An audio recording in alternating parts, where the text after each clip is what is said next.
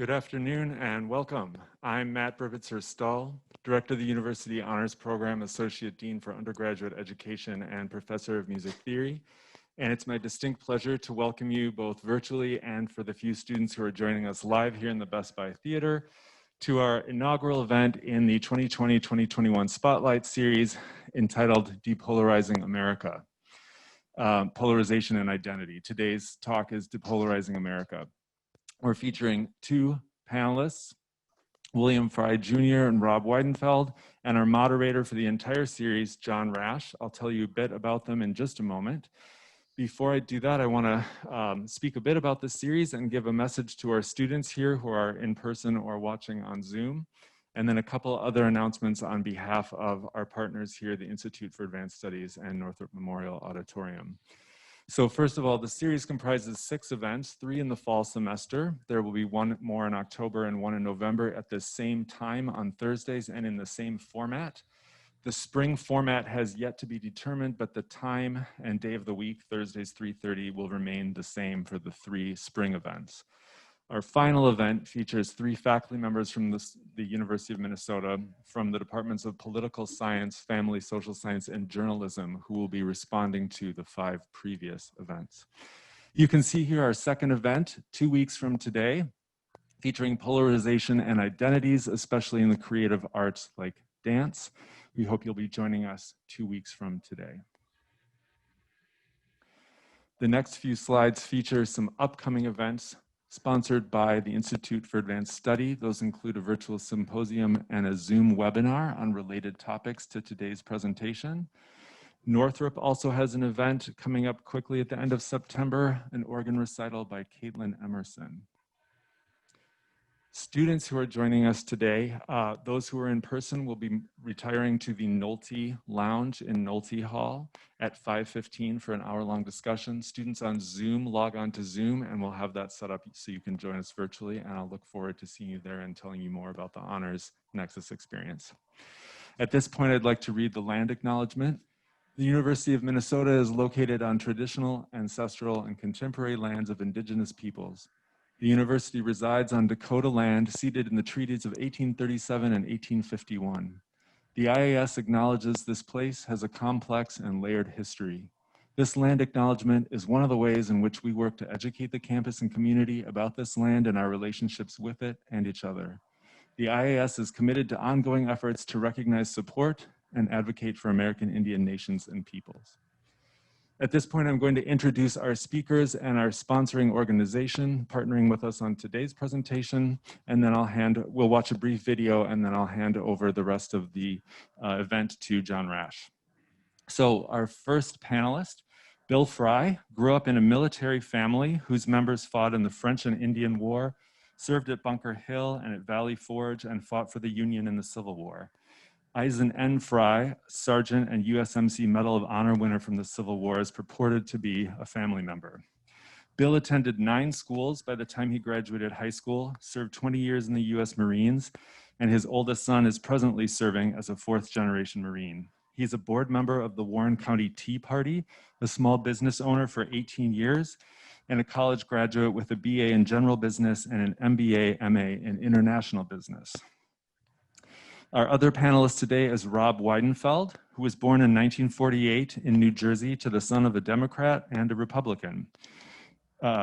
His family moved to do business to Edina, Minnesota, right near our campus here, in 1967. Rob went to college in Southeast Ohio, where he began his career as an anti-Vietnam War protester. He coordinated the George McGovern presidential campaign in 1972, and retired 13 years ago as a special education teacher of 36 years. He's currently the district chair of the Democratic Party in Montgomery, Ohio. Our moderator for the series is John Rash, an editorial writer and columnist for the Star Tribune. His Rash Report column analyzes media and politics, and his focus on foreign policy has taken him on international reporting trips to China, Japan, South Korea, Rwanda, Kazakhstan, Turkey, Lithuania, Kuwait, and Canada. John's commentary can be heard on WCCO AM on Friday mornings at 8:10 and on Wednesdays on Playing Politics, a podcast from the editorial board. He lives in St. Louis Park with his wife, 2 children, and a dog. And before I introduce Braver Angels, our partner for today's presentation, I want to mention that I'll be moderating the chat on Zoom. I will try not to interrupt the conversation we have going on, but if there's a serious technology problem, please put a comment in Zoom. And when we get to the Q&A portion, I'll be monitoring questions and feeding them to John as moderator. We'll also be taking questions from the in-person audience here. You can find the question prompt down at the bottom of the Zoom screen under the Q&A tab. Okay, so it's my pleasure now to introduce Braver Angels. We're going to see a short video about the organization, but I'll tell you now that Braver Angels is a nonprofit citizens organization bringing red and blue Americans together to depolarize the country. Founded after the 2016 presidential election and having 50-50 red-blue leadership, Braver Angels offers workshops and debates for bridging divides that are paralyzing our country. It's a membership organization that you can learn about by Googling Braver Angels. We'll watch a short video, and then I hope you'll join me in welcoming John Rash and our two panelists filling up. Thank you.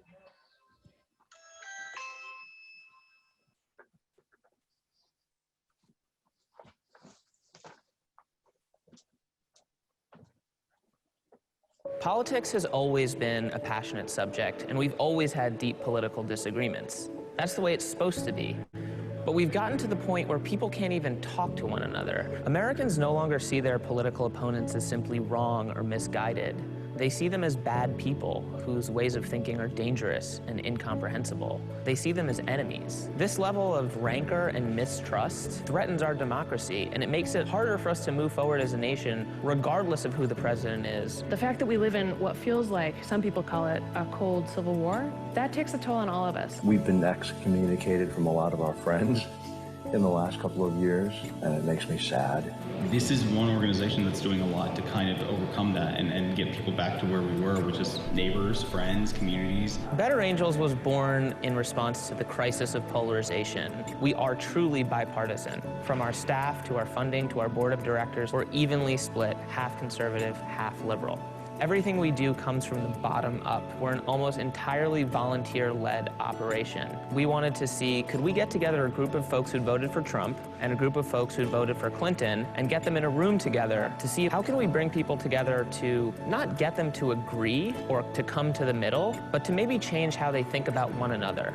You know, it's funny, I think a lot of people would look at 2020 and argue that this is the least hospitable time for the work that we're doing because we know that our politics has a tendency to bring out the worst in us. But it also is an extraordinary opportunity because this deeper project of civic renewal, of healing the relationships that exist between the American people across the cultural and political divides, the importance of this project is going to become clearer and clearer to people over the course of this election. A lot of people are going to have to let off steam. I really believe that it's better to do it in a productive way, where they see each other as fellow human beings. It inspires me. Every Better Angels debate I take part in. When you're there in person and you have to face the person you're talking to, we remember suddenly the rules of civil discourse and kind of how we should act in society. It's something that really distinguishes this form of conversation and debate. It's all well and good to talk about civility and being nice to people, but the missing ingredient is courage. In 2020, we also need courage. The courage that it takes to have a difficult conversation, to put yourself out there. What we've been saying is that this year, it's not enough to call in our better angels. We have to call in our braver angels. The name Braver Angels captures the evolving spirit of Better Angels. We have to be willing to summon the courage to see the best in the other side, see the best in our fellow Americans. Courage means becoming a leader in your own community who's standing up for America, not just for your political party or your tribe or folks with whom you share an identity, but standing up for something larger that we can all believe in. If we can create a large enough movement that is clamoring for a more courageous style of politics, we can change the incentives. That's something that can only be achieved through what we call patriotic empathy, this idea that your love for your country is demonstrated in your love for your fellow American. As Braver Angels, we're able to lean into that with courage and boldness. It will make you feel like we can serve this place and our country can serve humanity in a way that is actually beautiful and actually does us justice. This is not a left-wing movement, this is not a right-wing movement, but it is indeed an American movement. We still have it in us to be champions for what is right and what is graceful and what is decent here in the United States. In this time of public health crisis, Braver Angels is taking its work online, hosting weekly online debates, virtual book discussions, concerts, skills training courses, and soon, one-on-one red-blue conversations. As Americans stay home to protect their fellow citizens, Braver Angels is bringing us together in new ways and helping us find the courage needed to transcend our partisan differences and overcome this challenge. Go to braverangels.org, sign up to join our email list, and at the end of the day, try to treat each other with respect, empathy, and find the courage needed to talk to people, even if, and perhaps especially when, you don't agree with them.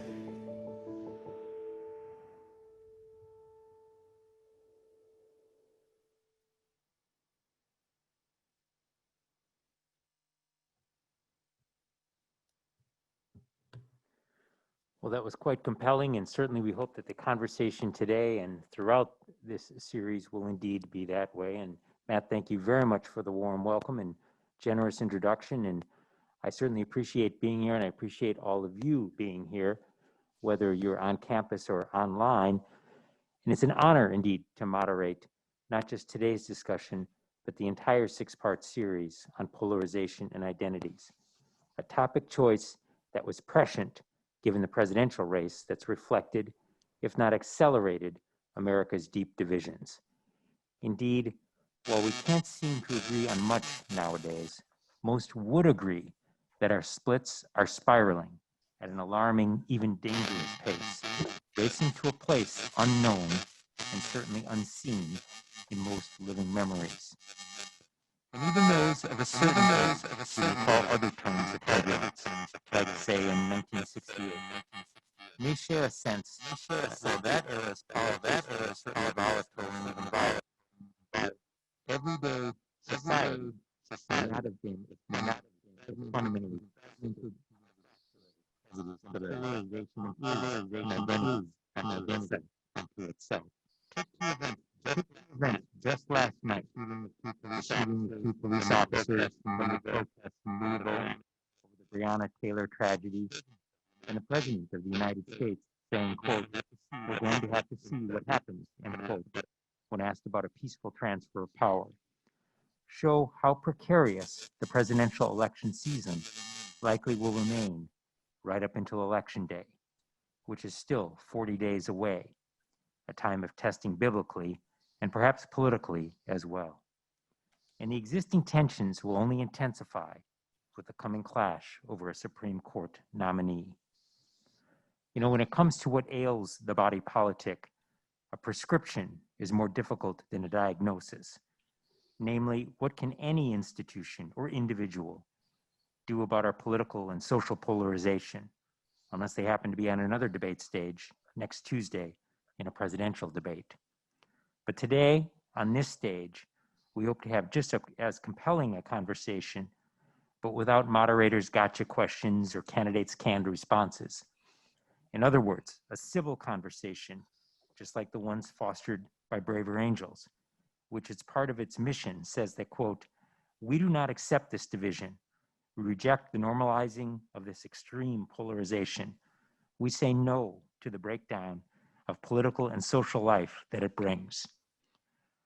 Hopefully, every American shares this ethos, but it's going to take trust and truth, at least as well as we can discern it in an era of foreign and domestic disinformation campaigns. The two individuals joining us today have already started down that path, and we welcome them to the University of Minnesota. So again, I know both Bill and Rob, you were introduced well by, before the video showed here, but I thought we'd at least start just to go a little bit deeper about your backgrounds and more specifically, what brought you to Braver Angels at the time called Better Angels, and what in your background made you think that this indeed was an organization that you needed to look into and perhaps take part in. And Bill, we'll start with you, please.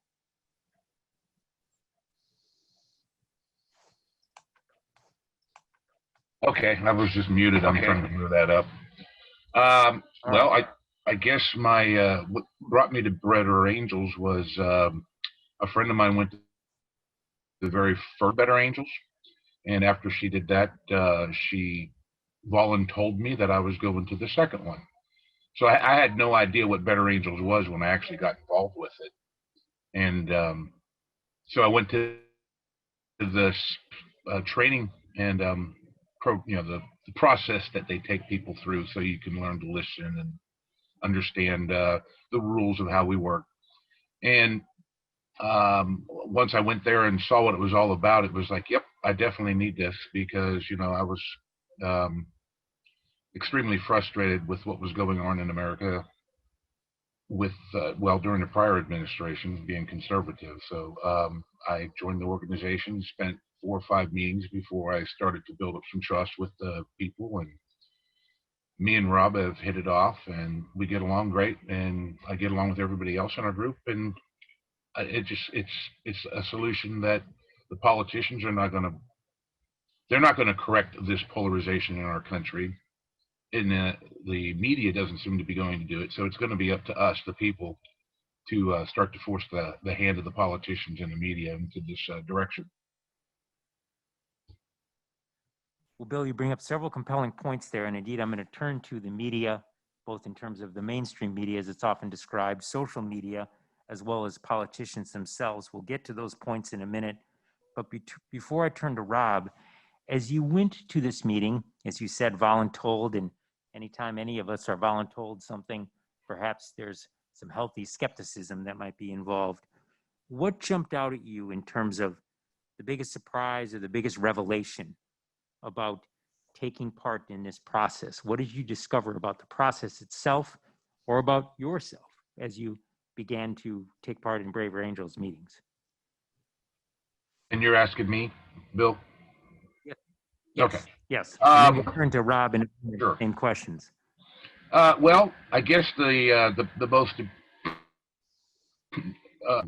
unique thing that that happened was people weren't screaming and hollering at each other and calling each other names in this organization, and it was finally an opportunity to have a discussion about our differences, and even in that process we found out that we have a whole lot of similarities too. Rob, we're going to bring you into the conversation here with some similar questions. Again, we'll get to the media, we'll get to politicians, and multiple other aspects of this dynamic that's happening in America. But share a little bit more about your background. As mentioned before, you've been involved for nearly 50 years in electoral politics, working on George McGovern's campaign in 1972, perhaps even earlier than that. And share a little bit more about your political experience and what compelled you to look into Better Angels at that time and make you think that this is something that indeed not only perhaps you as an individual, but from a social society perspective, we perhaps needed. I would start by saying that I decided I wasn't sure what I was going to do when I was in college, and I kind of tossed around a bit. I finally became a teacher, but I knew I always wanted to be politically active. So I got involved in Ohio. Teacher unions were kind of a new thing, and I probably got involved at the ground floor, became a kind of a union organizer. I would say that maybe it was my involvement in a I guess it was a hotline where people would call in with all kinds of problems, and we had to be trained on how to listen to people that may have been high on drugs, that may have been suicidal, and that may have been gay or lesbian, and it was all about being non-judgmental. So that was a very important lesson for me. And as I advanced, I decided to pursue a master's in labor relations, but I only used it really in my own school district for those kinds of issues. But I became more and more politically involved. My first involvement, I had no idea what I was doing, but in 2016, I remember I was living in the same county where Bill is now. I've subsequently moved. That was about 4 years ago. And it was an extremely red, maybe 70% red, maybe more. And now it's not where I live. It's not, it's probably maybe 60-40 red-blue. But I remember sitting around with the group of us, Democrats, the day after the election, and we were just in misery. we just thought, my God, how can this country survive? And not long at what I found out was that in the same county, there were people like Bill gathering for breakfast and having a celebration because they were so exhilarated. And it was an interesting dynamic. But I was exposed to the possibility of getting together with people like Bill. I didn't know any Tea Party people at that time, and we were going to have this gathering. I didn't make, and Bill didn't make either, the very first gathering we had, which was featured on the intro in the video. But we made just about all the subsequent meetings. And what I discovered was, I guess I would start by saying, when I grew up, my parents would always say to me, you know, you have to be very careful when you're talking about religion and politics with people you don't know. And so you go in with some trepidation. But I discovered, because of the moderator who monitored us very carefully, we were able to begin with comfortable conversations, sharing our beliefs, sharing our ideas, and we were forced to listen to each other. And as such, each time I went to one of those meetings, I felt better about the communications that we were having, because it became a zone where we could trust and know that people were not going to be rolling their eyes, laughing at us, accusing us of awful things, which each side was fully capable of doing. But we completely avoided that. And from going to that starting point, we came to a point where we could just about discuss anything. Bill and I drove back from St. Louis at our second annual convention last year at about this time, and we had no problem talking about any topic. So that's pretty much how I would begin. So I want to ask both of you, please, you know, this is a terrific experience it sounds like you had, and yet a structured one. And why is it that you think that Americans are not having these kinds of conversations, at least to the degree that perhaps are necessary to heal these deep divisions that exist in US society right now, without a structured organization like this? What has happened to keep conversations, you know, much more specific to, as you say, the red and the blue? And we'll start with Bill and then jump back to Rob as well. Well, I think, you know, as I mentioned earlier, you know, it's a political problem. Our politicians have become so polarized. And of course, the whole purpose of these two parties is to keep us separated from each other so that they can use us to battle the other side. You know, you have 535 senators and congressmen and 330 million Americans. And if they can divide us down the middle, then we fight each other. We never take on the 535 politicians for the failures. We need to recognize that as a problem and move away from that problem and move towards where we as the people demand from our politicians that they start again. And part of that problem there, that another bridge of that problem would be the lobbyists and the money that comes into the politicians that holds their feet to one side of the far left or the far right, and prevents them from moving to the middle. So it's a large problem that can't be fixed overnight. Any of the politicians can say, okay, I'm going to stop doing it. Well, they can't afford to lose the money, or they'll lose the elections. The problem to do that, they're going to hold their feet to the fire. And then you move into the very rich, who also put money into elections that they aren't even able to vote for, but yet they're trying to influence all across our 50 states. These are three really big, difficult things to overcome, and the only way we're going to do that is if we as Americans get together and turn around and face them and say, this has got to stop. And so I guess that's the biggest problem I see with the polarization. Those are the three issues, the main issues where they come from: keeping us divided and not looking at our similarities, but looking at our differences only. And it's working very well, their plan. Was that?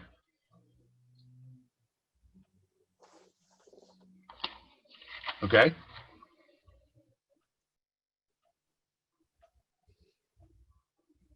Did you want me to go now? Sure, go ahead and jump in, Rob, and then I'll follow up with both of you. So go ahead, Rob, please. Okay. First of all, I agree with everything Bill said.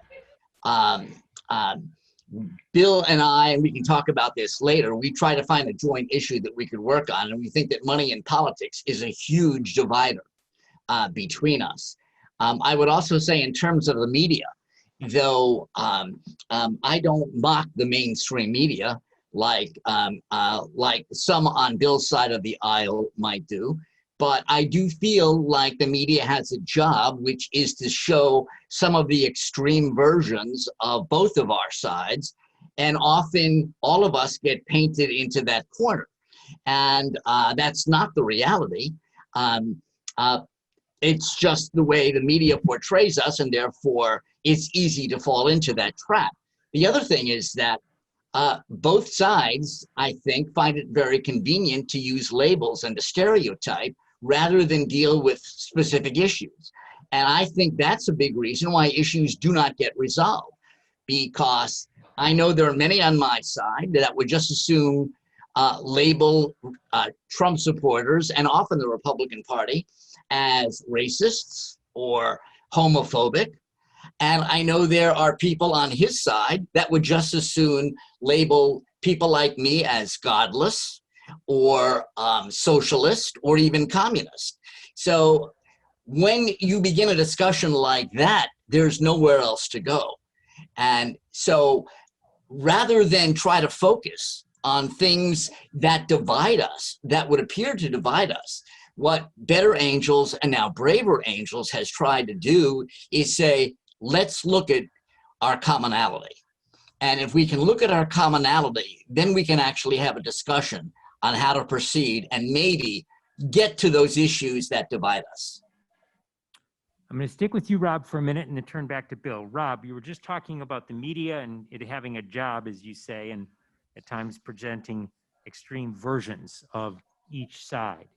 And of course, data would point out that the audiences, especially for the main cable news networks, are strikingly partisan, even perhaps more than the presentation itself. And at times there is talk, and at least an attempt, to have a more centrist news presentation. PBS NewsHour is one example. And from a political perspective, people often appeal for a centrist, and yet they don't seem to get traction within the political process.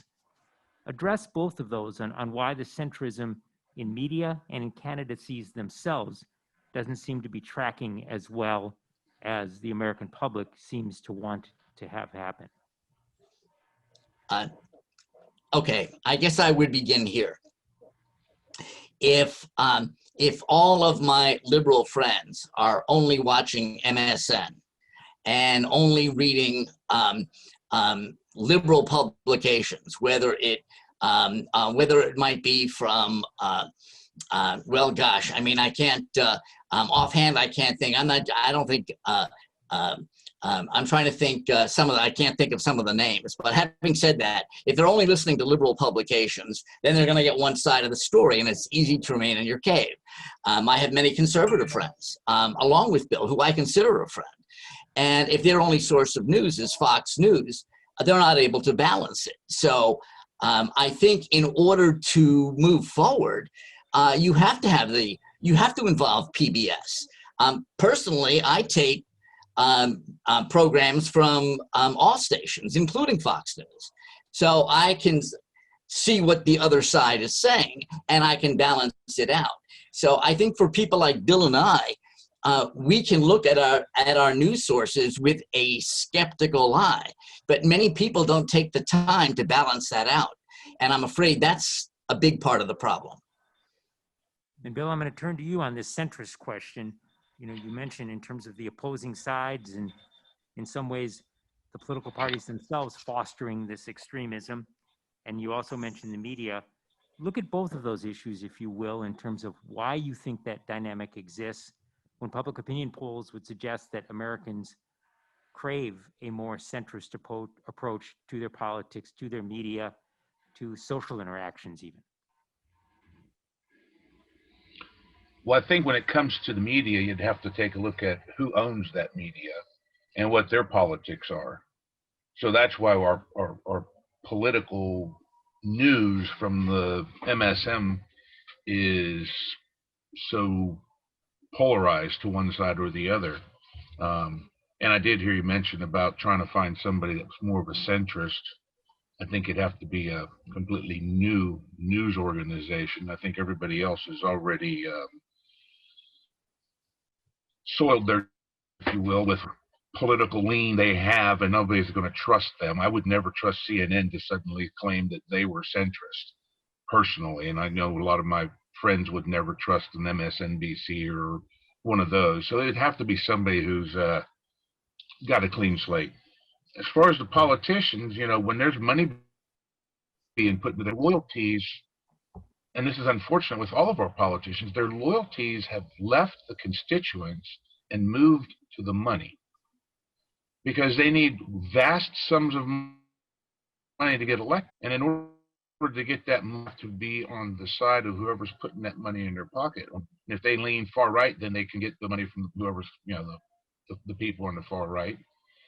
And I don't know that if the centrist folks and the people in the center contribute money, I'm sure the politician could tell you the statistics and tell you why they are where they are to get the most money for a position that they stand on. And I don't believe a lot of these politicians that the positions that they stand on are truly their position. I think it's the money behind them's position.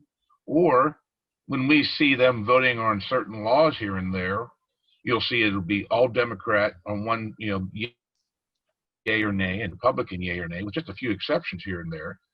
And that's simply because the political parties also put money into these people's pockets, pull that bag of money out there and shake it in their face and say, you're not getting any of this unless you hold the party line. And so that they have to, the party line, which maintains this polarization just by doing that. And again, it's because of money. So that's why the politics are so bad. And the news agencies, you know, you take a look at how many negative problems that have, you know, negative articles towards Trump or towards Biden, or positive articles towards Biden or towards Trump on a different news channels. And you can see that there is a distinct difference, you know, where you know, and it makes their slant very. And so it's the news, it's the money, it's the political party itself. I'm going to stick with you, Bill, real quick. That's get your perspective on sure. this question. Many studies from Nielsen, from the Pew Research Center, and others have pointed out the extraordinary influence that Fox News and talk radio, Rush Limbaugh in particular, but others, have on the conservative movement. What's been your observation, and has this been a positive or a negative component of American civic life? I think that was an awakening for conservatives, because previously we all didn't have any real conservative news to listen to in the past. I think that woke people up, but it also has added, I mean, I guess you could say it's not balanced, because, you know, you're talking about 3 or 4 different, you know, Blaze TV, not CNN, Blaze TV, Fox News, Hannity, Limbaugh. But then you take a look at on the left how many news agencies and how many speakers there are. It's pretty heavily weighed towards the left, you know, and this is my opinion, what I've seen. And I could be wrong. Maybe there's a whole bunch of the left have left already. I don't know. Maybe they ain't around anymore. But because as we get these speakers on each side, that does add to the polarization. But I think we were already being polarized by the initial speakers that we had out there previously. So I'm not against them. I like to hear what they have to say. I do know that they can manipulate us, and I don't know whether they use psychiatrists or what, but they certainly do know how to get people's strings pulled pretty easily at times, and they can wind me up just easily as on the left can wind me up over an issue that they're talking about. Rob, I'm going to turn to you, and then I'll turn back to Bill, but on a similar question. We're talking about the mainstream media and about cable news networks and different publications and radio formats. But social media, of course, is a significant component of American life and perhaps is a driving dynamic of these divisions at this point. What have you observed in terms of social media, and to what degree is this making polarization even more pronounced in American society? Well, I will say that I didn't have a very big presence on social media until about my 24-year-old daughter now put me on social media about 8 or 10 years ago, and I never really used it very much. But I think after Donald Trump started running, I got more involved in it. And then what happened was many of the people that knew me from my religious services, and my temple tends to be very conservative and politically conservative as well. Many people didn't know my political stance until I sort of came out of the closet on social media. And what I have discovered is that I lost friends in the process, which I think is unfortunate, but most of my conservative friends stayed with me. They accept me for who I am, but I would say social media is an avenue where you can say whatever you want without fear of retribution.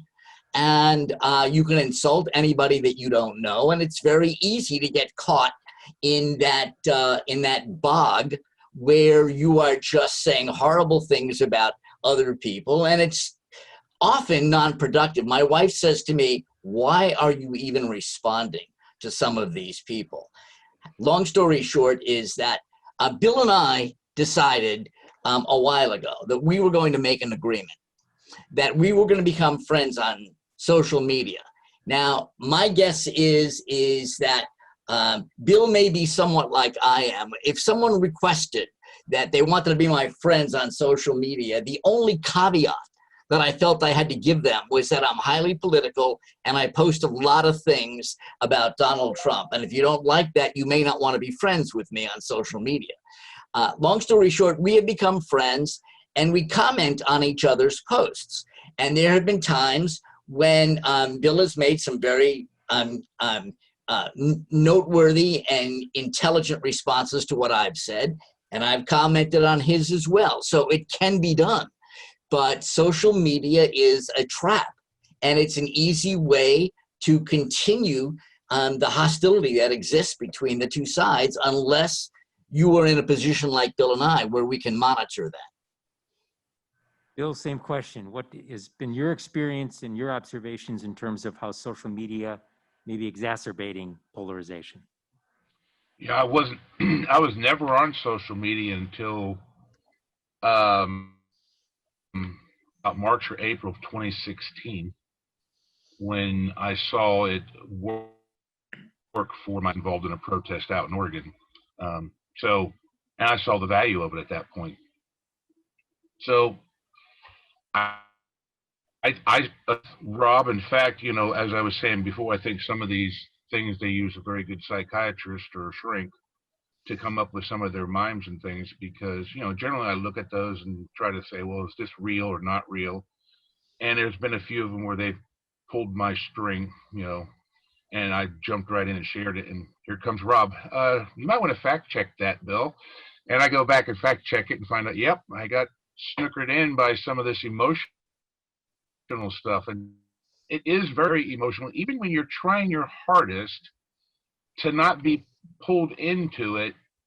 You can jump before you think sometimes in social media. And I think, and I watch with my friends, they do it a lot. At least I have gone through Better Angels training, and I have Rob who I consider sitting on my shoulder every time I make a comment, thinking, well, he might, this might not go over well,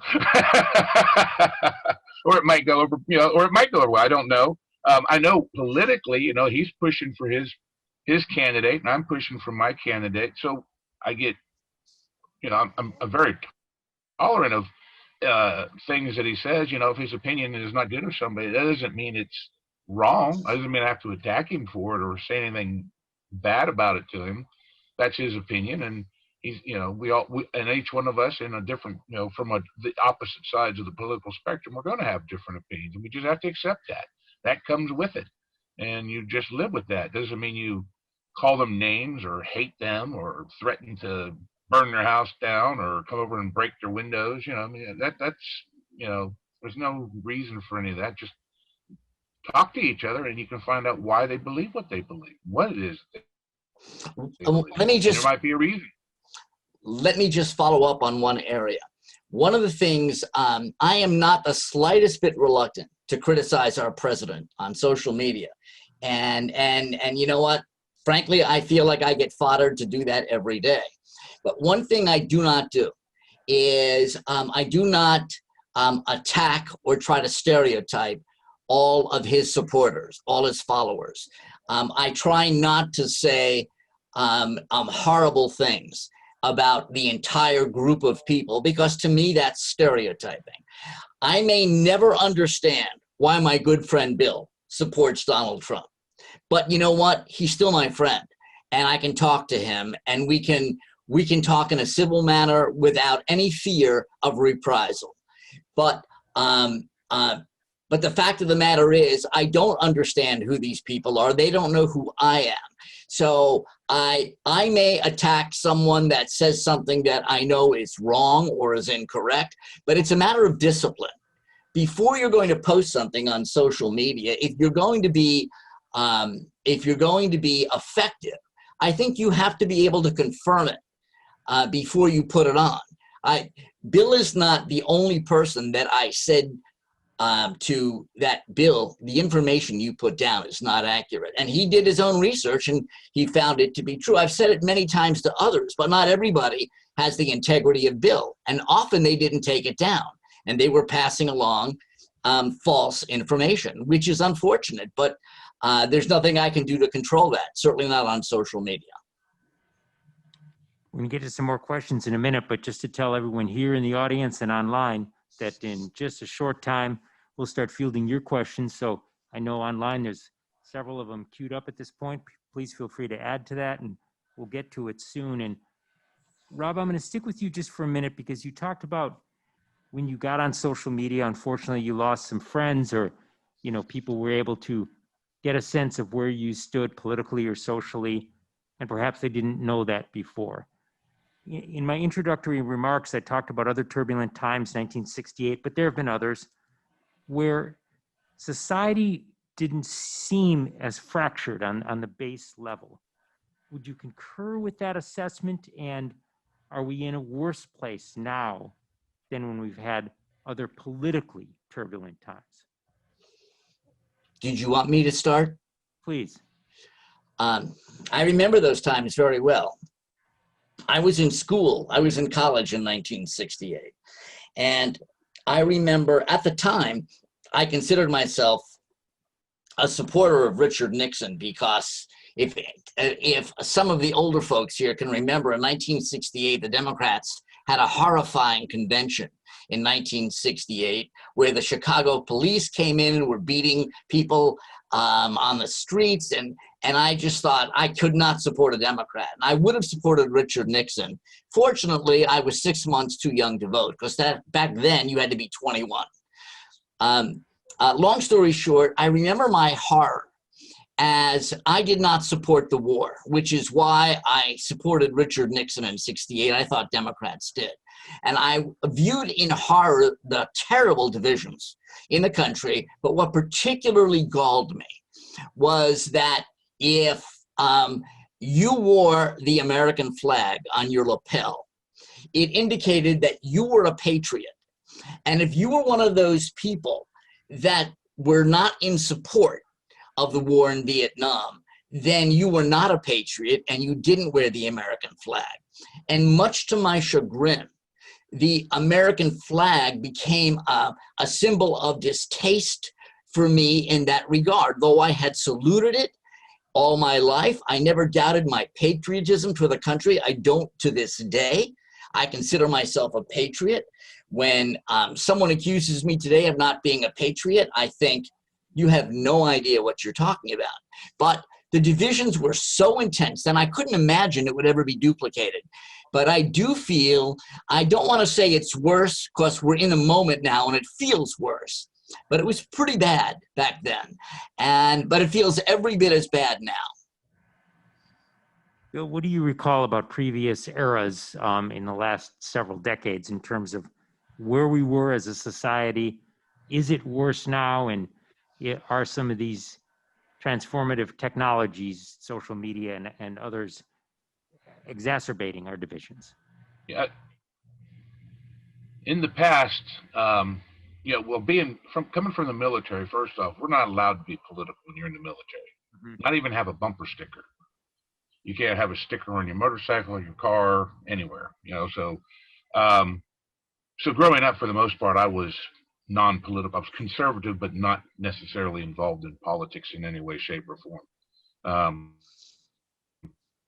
But I do recall when Jimmy Carter was president, and this may just be a military thing. I'm not sure what the civilian population was doing, but there was a lot of frustration and division then with Jimmy Carter and having embassy hostages sit over there for over 400 and something days and nothing happening. I mean, it was really frustrating. But I was on the USS Saipan, and one of our helicopters left at night, and it didn't come back the next morning.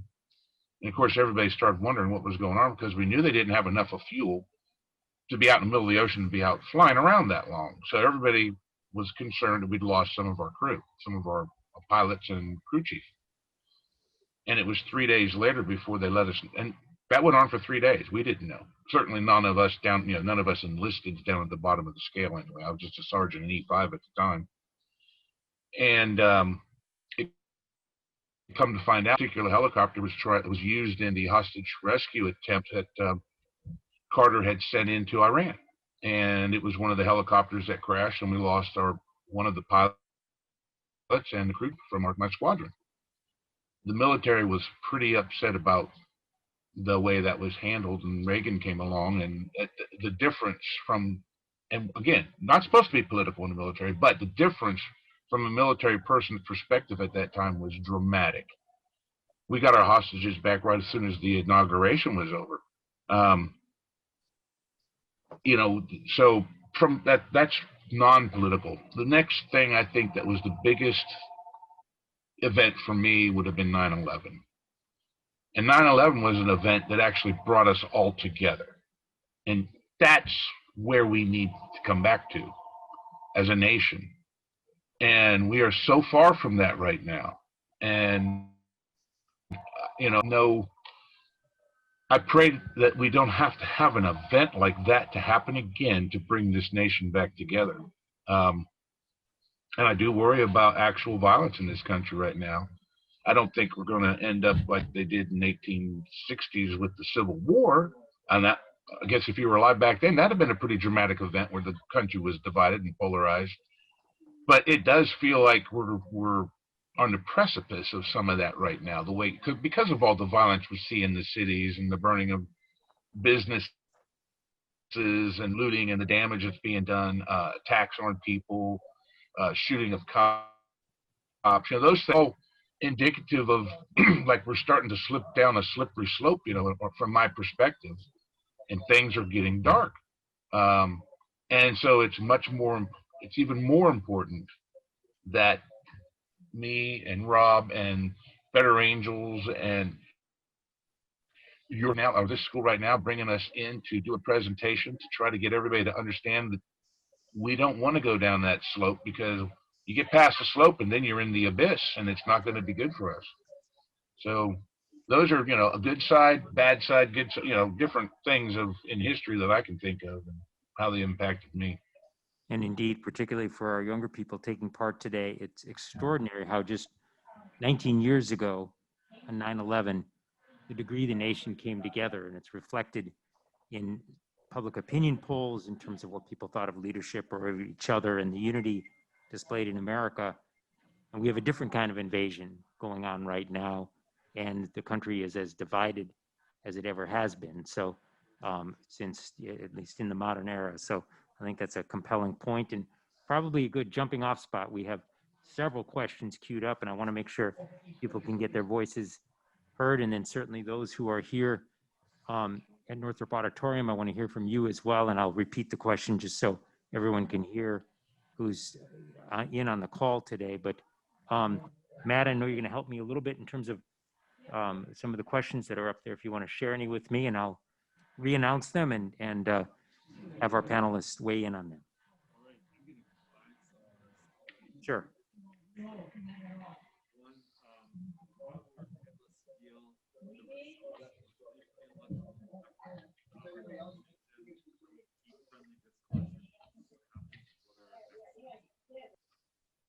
Great questions, and Matt said that he was going to combine a few of them. So in general, the questions are, how do both of you think the 2020 election will impact polarization, the results of it in terms of what happens? The final aspect of that question is what are next steps that we need to take in terms of trying to depolarize America and into a friendly discourse as well. So let's talk specifically about the results, which, you know, in most years we can say we'll indeed know 40 nights from now, but it may be many more, and maybe more reminiscent of the 2000 election where it took weeks to be able to determine a winner. But Rob, let's turn to you. What do you think the results, how will this impact what's happening in America and this dialogue?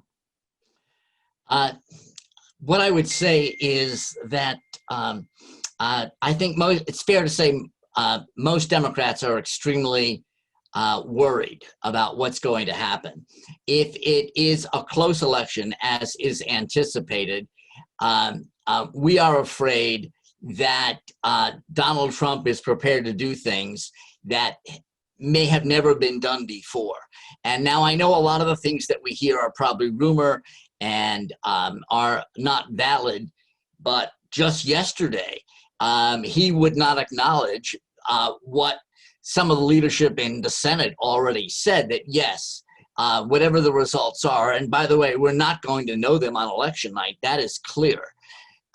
Whatever the results are, we'll have an orderly transition. But I can tell you that from my perspective, I see a lot of what I would call voter suppression, and not just necessarily in the racial sense, which is the way it's traditionally thought of. Nationally, of course, I know people that are very concerned about not getting mail from the post office. We know that that post office funds have been taken away for them to be able to adequately handle all of the mail, not just absentee ballots. In Ohio, we have a legislature in Ohio and a governorship which are all one party, and that's Republican. And the Secretary of State has already indicated that there can only be one drop box in order to deposit absentee ballots. And some of our counties are pretty large. And it's a long distance to travel if you don't want to jeopardize your health and go in to vote at a poll. You then have to travel the distance, which could be an extreme length, in order to get to the one drop box in the county. Now, the Democratic Party is suing, but we don't know what's going to happen with that.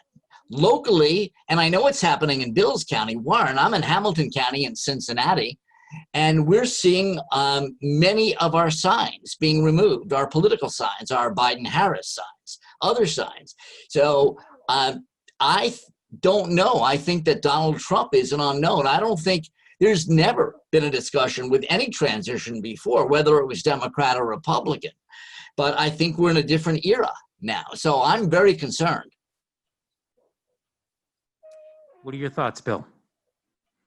Well, it's this is kind of a unique situation. As the left is concerned about the election and the ballots and things like that, there's the same concerns. In Pennsylvania, just 2 days ago, they found a bunch of pro-Trump ballots thrown out in a ditch from the mail.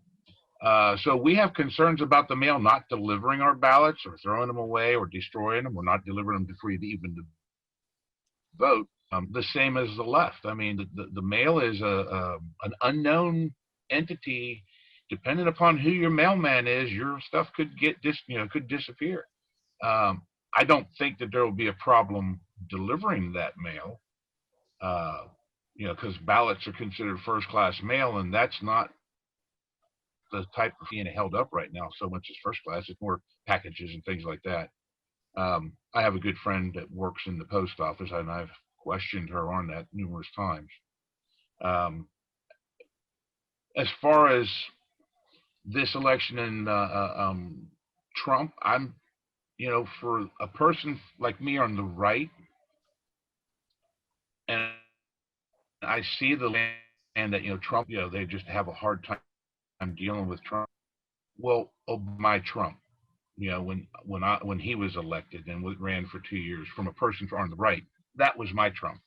And so me, it's not, and I don't even see Trump as being the political animal that we have had in all of our other presidents. He's hated by both parties, which is another reason I love him so much, because I hate both parties. They're the ones causing all this problem. I just support one party more than the other because of certain issues that I can't get past from the Democrat Party. But so this election to me is, I'm looking forward to and hoping that Trump's going to be reelected. And I know the left is there's probably some people just about ready to pass out right now on the left hearing me say something. That's how I feel. And all of my friends and all the people on the right, it's the exact same feeling. But and I'm worried that there's going to be violence if he is reelected. Like the protests that took place during the inauguration on his first election there in Washington, D.C. Only be more violent this time. All right, we're going to go to another question from people watching online. So, Matt? Okay, so we have a number of questions get at people who have a very hard time talking to someone with a radically different ideology. So I'll give you a couple examples. Feeling that they can't communicate with people who believe universities and schools are somehow inherently liberal. People who feel that they can't communicate with inflammatory rhetoric after George Floyd saying, if you vote for so-and-so, you condone murder.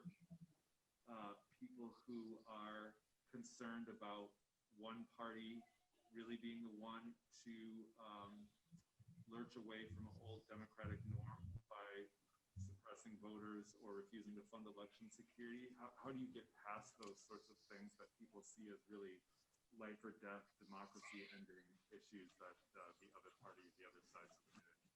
So several questions combined here about the fundamentals of democracy itself, of elections, and people are having a hard time talking with someone with radically different ideology, be it their perception on the degree that colleges are either indoctrinating liberally or have a specific ideology involved with them, inflammatory rhetoric around the George Floyd killing or some other issue like that.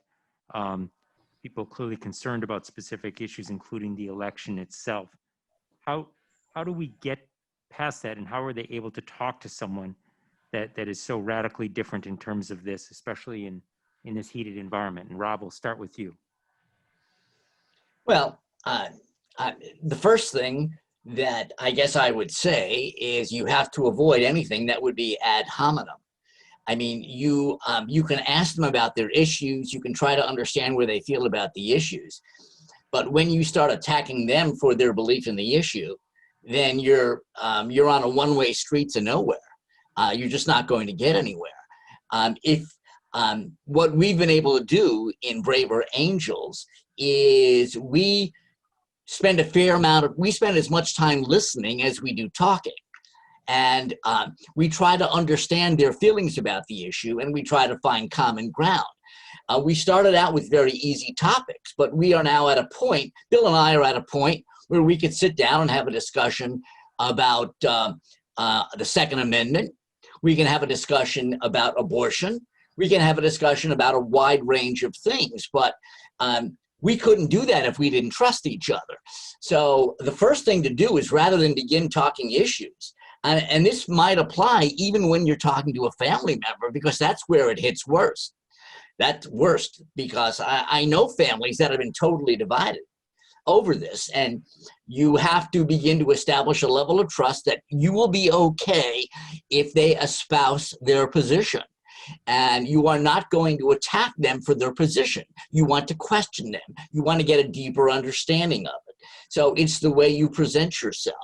And you might not get a second chance if you make a mistake. Bill, same question. How do people even get there? You know, on these types of issues that were referenced in the questions that Matt came forward with. The one I specifically remember, because it does hit home for me, is the college indoctrination. You know, I have concerns with that, believe it or not.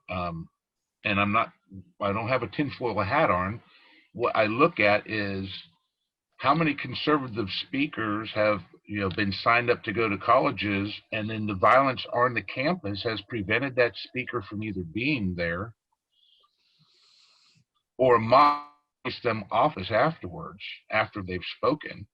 I've seen, you know, several instances where teachers themselves were in the mob. The most horrific one I remember is the teacher that was carrying a lock on a chain and bashing people over the head with it out in California. You know, and those types of things that, from a conservative looking at that, it's like, I haven't seen a conservative teacher bashing people over the head with anything, or I haven't seen colleges refusing to allow liberal speakers into the colleges.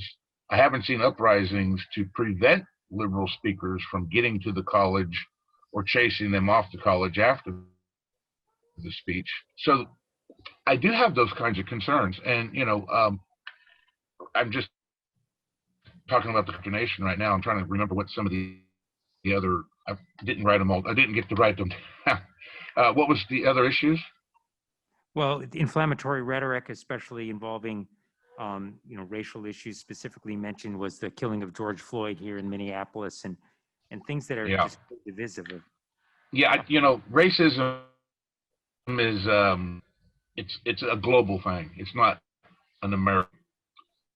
I've lived in the world, and I've been subjected to it myself, because I was not, you know, when I lived in Hawaii, I was a haole, and the last day of school was called Kill Haole Day. That was 1968-69. You know, I've lived in Japan. I'm married to a Japanese woman. My kids are half Japanese. I've been mistreated in Japan. You know, me and my wife were denied to rent an apartment because of me. You know, they didn't want a foreigner there, you know, what they call a gaijin. My daughter-in-law, Peru, and I've been called a gringo when I lived in in Arizona in a evil way. So racist slurs, and of course my daughter-in-law does it in a loving way when she comes up, puts her arm around me and talks to me sometimes. So it can, you know, and so these hateful words can be used both hatefully and matter-of-factly. But you know, when people think that the only racism in America is from white to black, they're wrong. You know, my kids, being half Japanese, were called Hong Kong boys and chinks. And my wife, you know, we work in a dental office, and we've had patients who said, I don't want that Chinese woman touching me.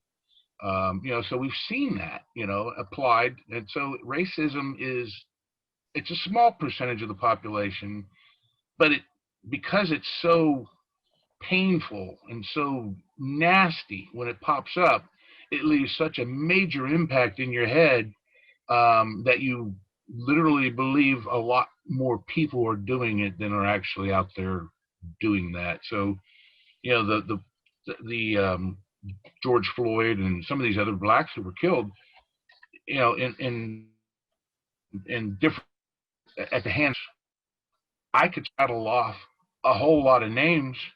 One of them, a family acquaintance, Lavoy Finnegan, was at a protest out in Oregon. Some ranchers who were being charged as terrorists because they set a backfire, and the FBI gunned him down with his hands in the air, and it's on video. But I never heard hands up, don't shoot. No protests for Lavoy.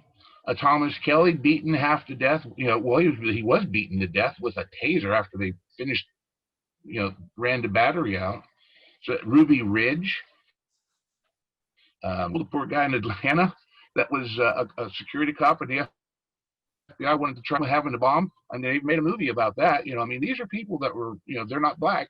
They're attacked by our police forces, and so it's both sides. And I get frustrated when the only argument comes from one side, as if that's the only people abused, and it's not the only people. This abuse by our cops, by our FBI, by any of these other authorities, you know, it's across all races, you know, and frustrated by when the focus one direction.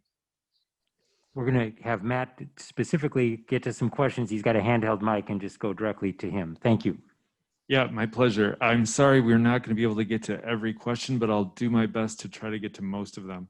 There are a number that have to do with the power of ideas in politics, recentering ideas rather than power.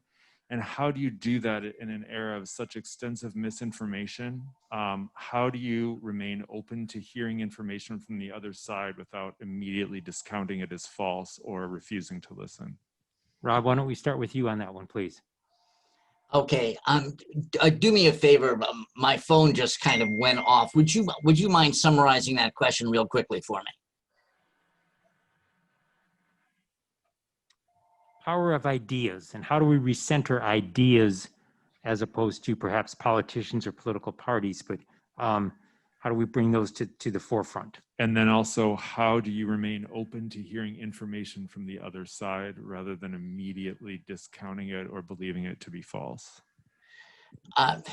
Well, I guess I would return to the same theme that we started on. You have to find common ground first. You may not, you won't be able to get to the core of the issue until you can find out what your core concerns are and why, and what it is that makes you believe what you believe, rather than discounting the other side. Talk about how you got to where you are.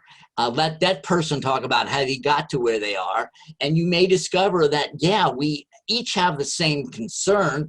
Let's see if there isn't a better path for us to get to yes on an idea. Now, after some of the discussions that we have had a number of debates in our small group in Lebanon, Ohio.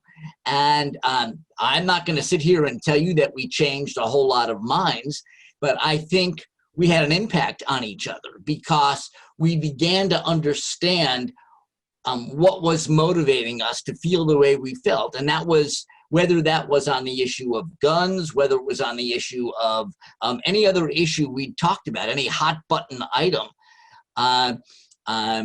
You just can't jump in. And by the way, it goes without saying that our job in Better Angels is not to change opinions. That's, you know, you can throw that out the window. You're not going to change someone's opinion. And if you go in thinking that, then you're going to find you're dealing with the short end of the stick. All you can do is try to help them understand your feelings and how you got to where you are. But if there's any attempt to persuade, I think that will be exposed rather quickly, and you'll probably get nowhere. We have a question from the audience here, but quickly, I just wanted to turn to Bill in case he wanted to comment on this issue of, you know, how to recentering the ideas. Yep. Okay, well, I think the first thing that we would need to do is work on things that we have that we agree with in common. Maybe not exactly agree with what the solution is, but at least identify issues that we all can say, yeah, this is a problem. And then we can work on a solution. And when you do that, you're going to build trust as you work together on those solutions. And, you know, if you want to take on the Second Amendment or abortion or some of the other really big, hot, heavy hitters, don't start there, because you're just going to chase people. You know, you're just going to cause this division to remain. We need to work on commonality first. Let me give a small vignette as a follow-up. Shortly after we've been meeting for a few months, at the start of 2017, our group had decided that since we seem to be getting along fairly well, we wanted to find an issue on which we could come to an agreement.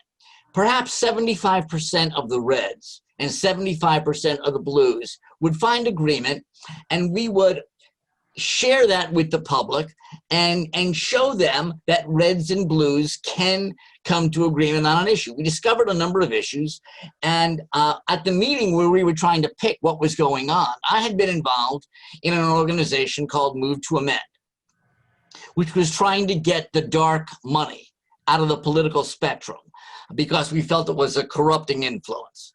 And I'm prepared to present that as an issue to our entire group, that I think that'd be a great issue. But before I had a chance to speak, Bill spoke first, and I hardly knew Bill at this moment. And he starts talking, before I could even say anything, about the corrupting influence of money in politics and how it's buying all our politicians, how our politicians are keeping us all apart, how the money keeps people from, the politicians from dealing with us. They're more beholden to the special interests. And he was stealing all of my thunder. Mm-hmm. And here's a man who's on the total opposite side from I am, from what I was at that point and still am.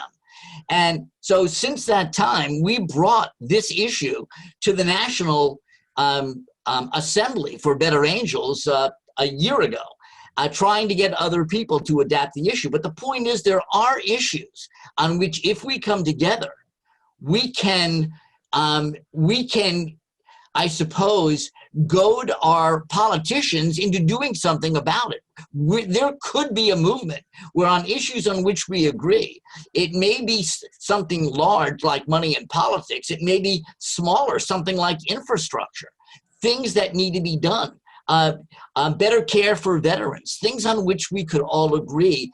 And I think once we start and take small bites, we'll later be able to take bigger bites. Thank you for that perspective, and we're going to get a question from the audience here, please.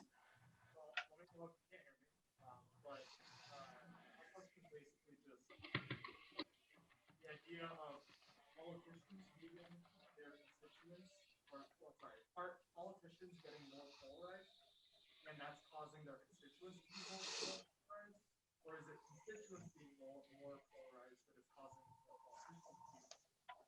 It seems like a bit of a chicken and egg problem. And I was wondering if I could get both of your guys' opinion. I'll quickly summarize the excellent question that we just got, a chicken and egg question as described, in terms of the idea of if politicians are getting more polarized and thus their constituents are becoming such, or are constituents becoming more polarized and the politicians are reflecting that. And we'll start with you, Rob. You know what? I guess I would say it seems to me it has to be both. And I think that I think most politicians are at least making a pretense to appeal to their base. And I think if they feel their base are going to be responsive to what they're saying, and I think many of the base have their own caves in which they dwell and their own media to which they listen or read. And I think more often listen and maybe watch TV. But I think that my guess would be it's probably more of the politicians believing that they're responding to what they see as the movement on the part of their own constituents, rather than the other way around. Because even though in this day and age, with the gerrymandering that goes on, it's often impossible for one party to get elected in any given district because of the gerrymandering that's happened throughout the country.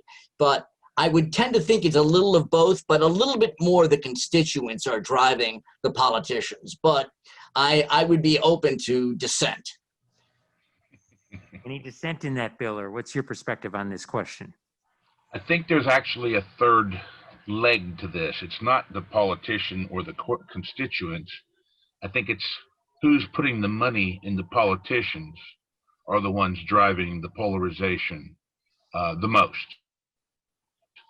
That, of course, leads to the politicians being polarized, and then they convince the constituents that, oh, you can't stand for that side over there. Look, they believe in abortions, or oh no, those guys support the Second Amendment. So then they divide us. The politicians themselves divide us into categories that we so foolishly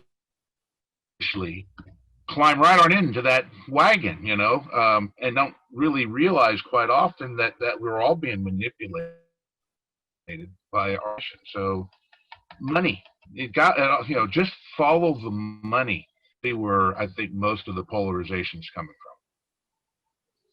from. But yeah, it's the politicians before the constituents. Thank you. We're going to turn to some more online questions here, please. Bill and Rob. Hello. Gentlemen, a very specific question to both of you. How do you define patriotism? And we'll start with you, Bill. Oh, wow.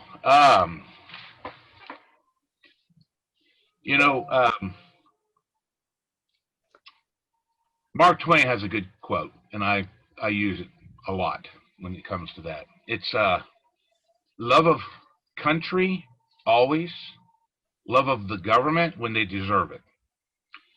I don't, patriotism is love for our country and our nation, not necessarily for who's in office right now. That's not patriotism. Patriotism is love for your fellow man, your fellow Americans. And there's people that will talk about, I'm a veteran, and they'll say, oh, the veterans are the most patriot. Doctors and nurses and firemen and anybody else who risks their lives for their fellow man is all, that's all frontline people, So they're all great patriots, but they're school teachers teaching kids who, have severe learning disabilities, and takes extreme amount of patience to do that. I couldn't do that. There's just no way I would have that patience. There's people out there that love their fellow man in this country and do that. So that's patriotism. It's not the love of the government. It's the love of our country. Well, by that definition, let's talk to a patriot, Rob, who of course was a school teacher for decades. So Rob, how would you answer that? Well, first of all, I was a special education teacher that Bill would never be. So I dealt with that for many years. Here's how I would preface my question. When I was in the Boy Scouts and we would go out on a camping trip, it was drilled into us that whatever the campsite looked like when we got there, when we left, we had to make it better. We had to provide a little more kindling wood than was there when we started. Clean up the website, clean up the mess you left, and make it better. That's how I feel about patriotism. Patriotism is you love and honor the country that you grew up in, and you do everything you can to try to make it better and to improve it. Some people would say that is a conservative value. I don't know if it's conservative or not, but I think that often when I get involved in certain kinds of movements to make what I think would be improving the country, whether it's racial issues, whether it's economic issues, or even political issues, I want to make the country better. That's ultimately the goal. To me, that's what patriotism is all about. Got a couple minutes for a few more questions, so I'll hear from Matt and then translate, hopefully.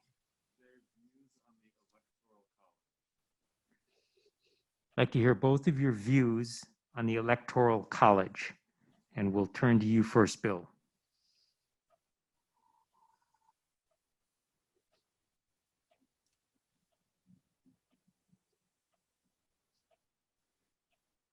Bill, you may be on mute. We can't hear you here.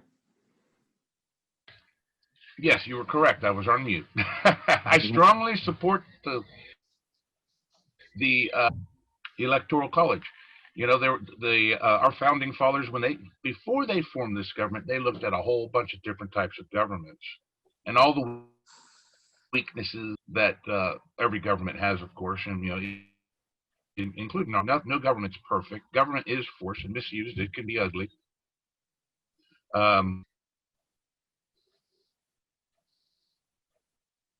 But country,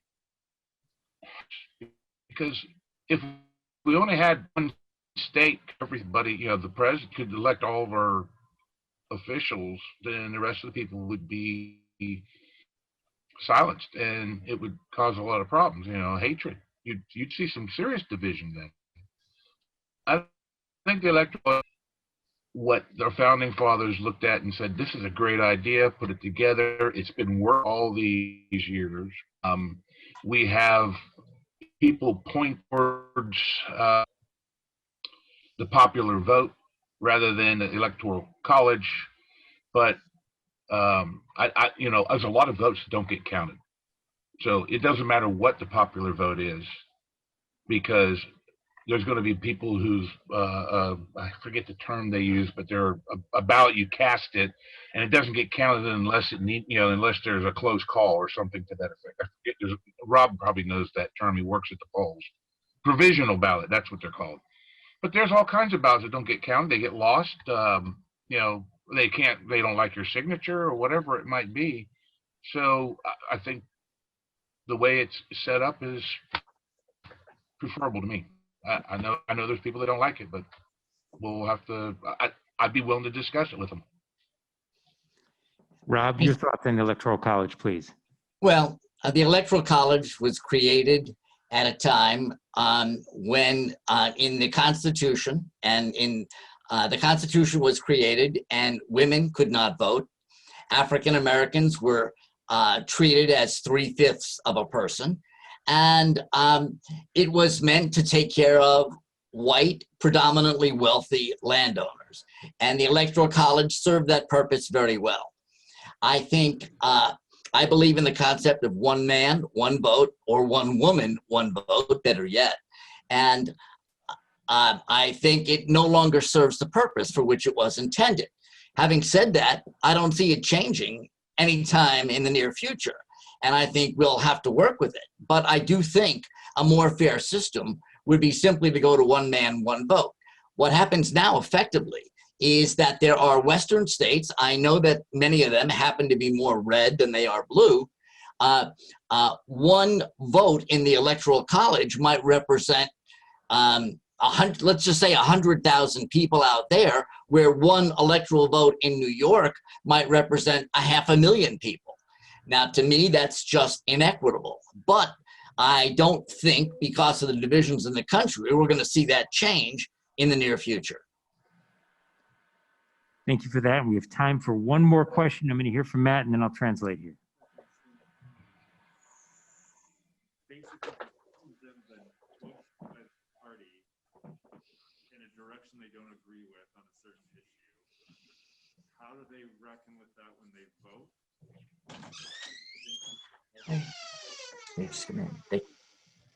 Just stand to the side if you want. I'm going to make sure that I get this right. Have either of you been pushed by your party in a certain direction that you're uncomfortable with? And the second part of the question was, how do you reckon with that when you vote? And how do we help people be better represented by the political party they might identify with? And let's start with you, Bill. Okay, so pushed by my party into an uncomfortable direction. I have, as for here in Ohio with our state government. And when I say, I'm assuming when he says pushed, meaning that they have done things that I did. I'm going to have to go with that assumption, because they can't actually come and make me do something. No, I'll take that back. Here under COVID, now they're forcing people to wear masks, and I wear a mask, and I don't like the stockings that people call masks and wear them. They're worthless. They don't mean anything. They're not doing any, they're not serving any purpose other than a visual.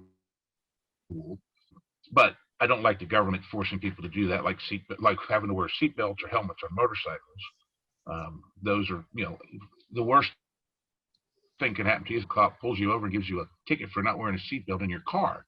He doesn't wear one on his motorcycle, So these are things that I guess are pushing me in bad times. What was the other side of that now? What's the best advice in terms of helping people, who are pushed in this direction, interact with their party or perhaps push back or communicate with their party? The feedback with their party. Yeah, contact your congressman. Contact your congressman, contact your senator, an organization, the Tea Party. He did a lot of push, different, actually trying to push the government to do things properly, like, fiscal responsibility, none of the spending, we had, so one possibility, get involved in your community, so that you meet up with these politicians time to time, and you can give them, your advice, or you can have an opportunity to sit down and talk with them and try to get them to listen to what you're saying. But numbers is what speaks. If you're just the only person that ever walks up to them and says, we got to do something about the sidewalk, and nobody else is saying anything about it, they're not going to do nothing, not unless you get more people on your side saying this is a problem. So that's where your organization comes in, if you want to get the politicians to listen to you. And Rob, we're going to give you the last word on this and the event here as well. So your thoughts on this? I guess what I would say is that I'm not, to the extent that I can be aware of, I don't think the Democratic Party has pushed me too much, because there have been times in the past when I couldn't support a Democratic candidate and chose not to. And I can even give you an example. I decided not to vote for Bill Clinton in his second term in '96 because I thought he had some ethical issues. So you can imagine my amazement that so many people that I considered to be ethical people could support Donald Trump in 2016 that were lifelong Republicans. I thought they would think the same thing I did. It didn't turn out that way, but having said that, I do not agree with my own party on a number of issues. I certainly don't believe that that Medicare for all should be begun immediately and that we should take people off private insurance. I do not call myself pro-choice. I am not. And people in my party know that. So I feel like my party is a vehicle. I don't have the same intensity of feeling that Bill does. Bill says he hates both parties, but he hates the Democrats more. I don't really hate my party. I just feel it's a more comfortable place for me to be. It's just a vehicle for me. It's not something that I feel like I can't go against if I feel it's inappropriate. Well, I can't thank you both enough for taking part today from Ohio, and especially for taking part in a process that the nation clearly needs to consider, whether they're formally a part of Braver Angels or just engage with their friends and neighbors on a more civil basis and try to heal some of these wounds, especially as we get close to the election and indeed beyond it. So Bill Frye and Rob Weidenfeld, thank you very much for joining us today. Thank you for having me. Same, thank you. Absolutely, and thank you all for joining here in the audience as well as online today. We look forward to you taking part in the next 5 portions of this series. We have some really compelling conversations coming up, as Matt mentioned at the beginning. So thank you very much and have a great day.